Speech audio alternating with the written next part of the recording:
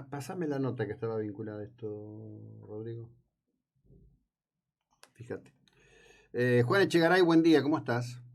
Hola, buen día, José Luis. Gracias por invitarme. No, por favor. Bueno, Juan es licenciado en Economía de la UBA, es especialista en creación de contenidos, también trabaja como influencer político. Te cuento cómo llegué a vos. Hace unos días la persona que guía el entrenamiento físico que hago me dijo, acabo de ver este video, dice, y al fin entendí un montón de cosas que nunca entendí.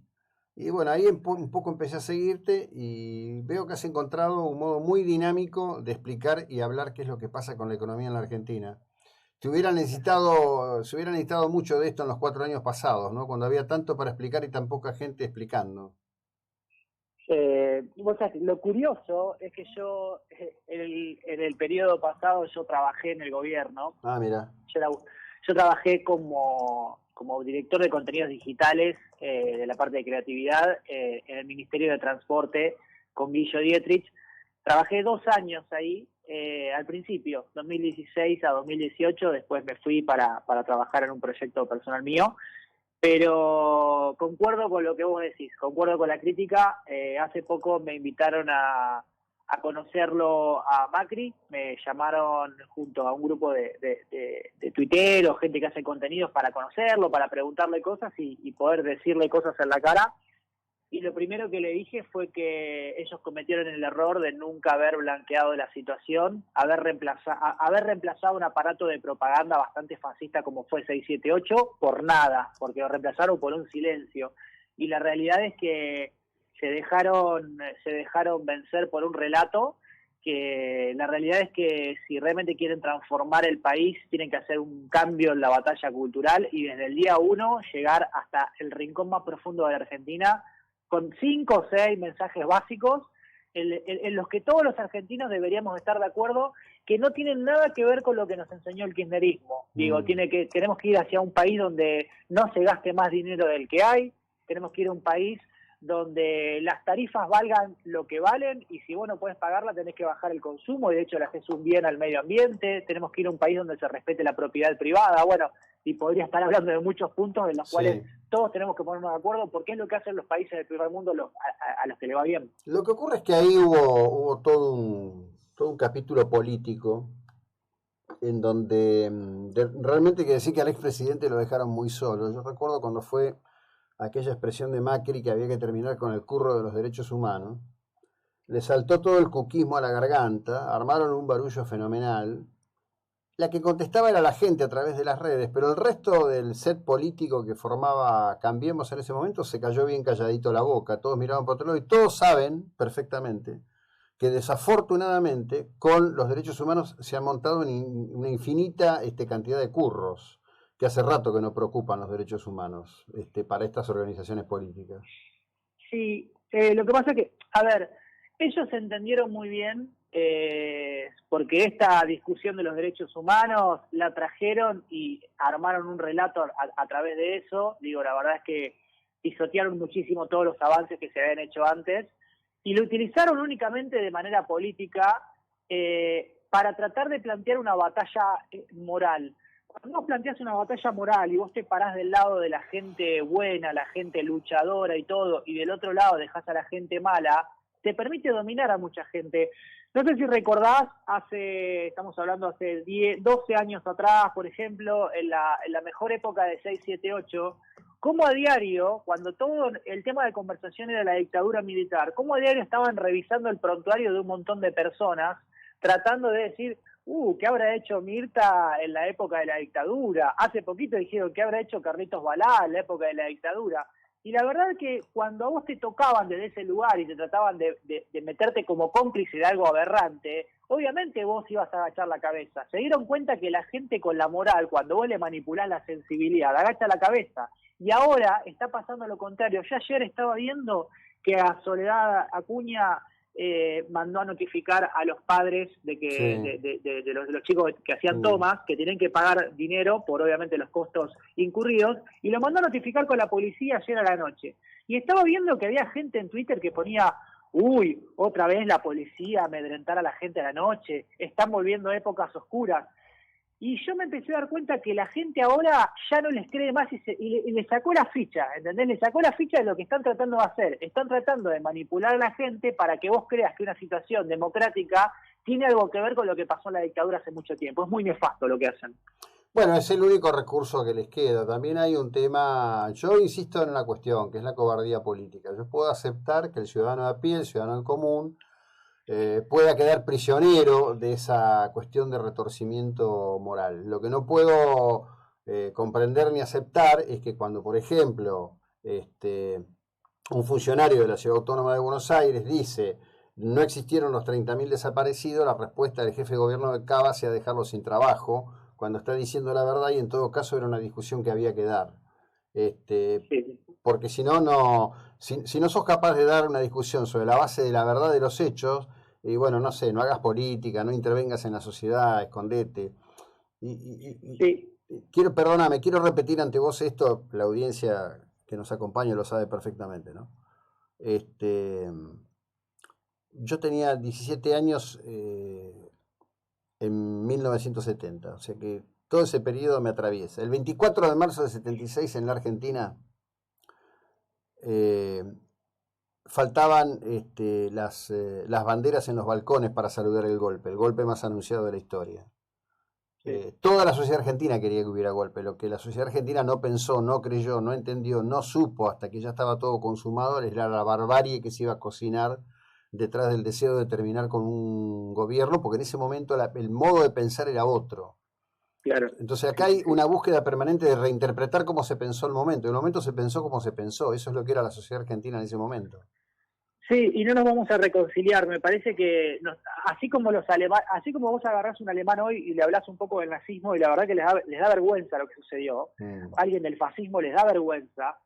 La verdad es que en Argentina ellos te reivindican lo que sucedió porque todavía no nos dimos la mano. Lo que tenemos que pensar en Argentina todos y empezar a trabajar, y yo de a poco estoy tratando de hablarlo en mis redes sociales, vamos a empezar a ponernos de acuerdo de que los 70 fue la época más violenta de toda nuestra historia y que realmente hubo dos grupos que fueron violentos, no uno, fueron dos grupos, y sí, el Estado es mucho peor porque obviamente tiene la potestad de controlar las fuerzas, es horripilante, pero que los otros también hicieron cosas horripilantes. Digo, vamos a empezar a darnos la mano y decir, dejemos de atrás de reivindicar a los montoneros, a leer que ahora cada tanto hacen homenaje, vamos a dejar un poquito para atrás todo, vamos a empezar a jugar también a Bacanarvaja, a Firminich, porque eso nos va a ayudar mucho.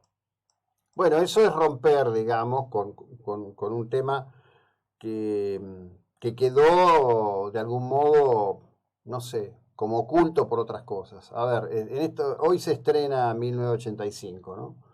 Que es una clara demostración de que parece que seguimos enganchados en un pasado, pero a mí me parece bien que se rescate ese momento de la vida de los argentinos, porque fue un momento muy importante, fue un momento muy intenso, que le dio carnadura a la construcción democrática, porque hasta el momento en que se produjeron las sentencias, es como un proceso medio parecido al de Cristina.